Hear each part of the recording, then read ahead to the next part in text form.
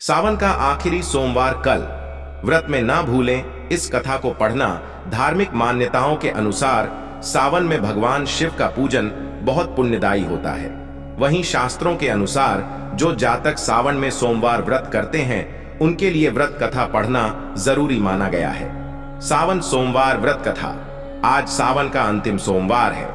सावन मास में सुहागिन महिलाओं तथा कुंवारी कन्याओं के लिए सोमवार व्रत बहुत फलदायी माना गया है।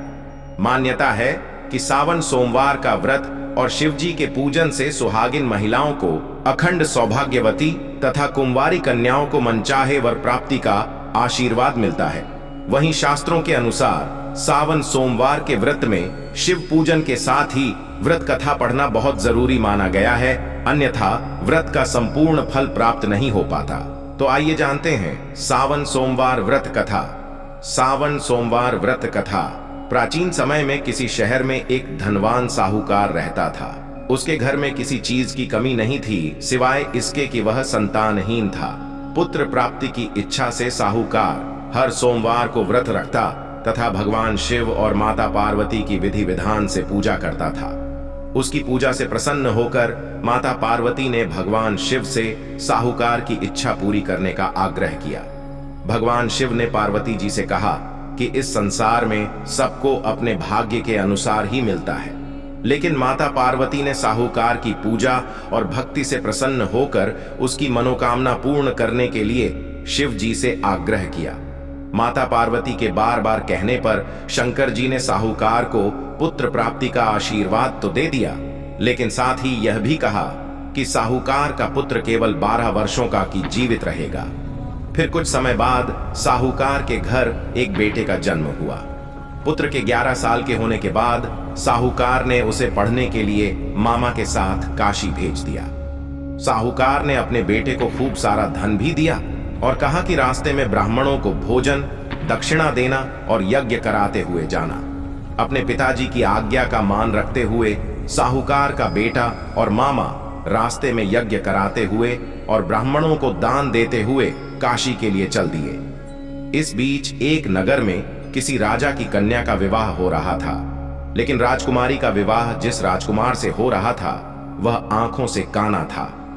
इस बात को छुपाने के लिए राजकुमार के पिता ने साहूकार के बेटे को दूल्हा बनाकर राजकुमारी से उसका विवाह करवा दिया। लेकिन साहूकार का पुत्र ईमानदार था और इसलिए उसने राजकुमारी को सच बताने के लिए उसके दुपट्टे की पल्ले पर सच लिख दिया कि तुम्हारा विवाह मेरे साथ हुआ है और जिस राजकुमार के साथ तुम्हें भेजा जाएगा वह आंखों से काना है।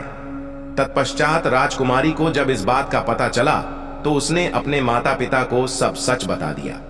इसके बाद साहूकार का बेटा और मामा काशी पहुंच गए और वहां जाकर यज्ञ किया। उस दिन साहूकार के पुत्र की आयु की 12 वर्ष हो चुकी थी। भोले जी के वरदान के अनुसार उसी दिन उसकी मृत्यु भी हो गई। अपने भांजे की मृत्यु के शोक में मामा विलाप करने लगा। तभी वहां से शंकर भगवान और माता पार्वती गुजर रहे थे। तब उन्होंने देखा कि वह उसी साहूकार का बेटा था जिसे उन्होंने 12 साल की आयु तक जीने का वरदान दिया था।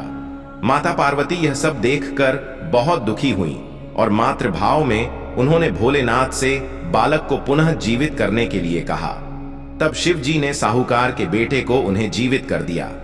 अपनी शिक्षा समाप्त करने के बाद साहूकार का बेटा अपने मामा के साथ फिर से अपने नगर के लिए चल दिया। रास्ते में दोनों उसी से नगर में पहुंचे जहां उसका विवाह राजकुमारी के साथ हुआ था। तब राजकुमारी के पिता ने साहूकार के पुत्र को पहचान लिया और अपने महल ले जाकर उसकी खातिरदारी की। साथ ही अपनी पुत्री को साहूकार के बेटे के साथ विदा किया। जब साहूकार का बेटा अपनी पत्नी के साथ घर पहुंचा तो साहूकार और उसकी पत्नी उन्हें देखकर बहुत प्रसन्न हुए। उसी रात साहूकार के सपने में आकर भगवान शिव ने कहा कि मैंने तुम्हारे सोमवार के व्रत और कथा सुनने से प्रसन्न होकर तुम्हारे पुत्र को दीर्घायु का वरदान दिया है। तभी से मान्यता है कि जो भक्त सावन सोमवार व्रत करता है और साथ में कथा सुनता या पढ़ता है उसकी सभी मनोकामनाएं पूर्ण होती हैं। कहानी अच्छी लगी तो अपने दोस्तों को शेयर करो और चैनल को सब्सक्राइब और लाइक करो। कमेंट में बताओ कि कैसी लगी आपको यह कहानी। जय शिव शंभू।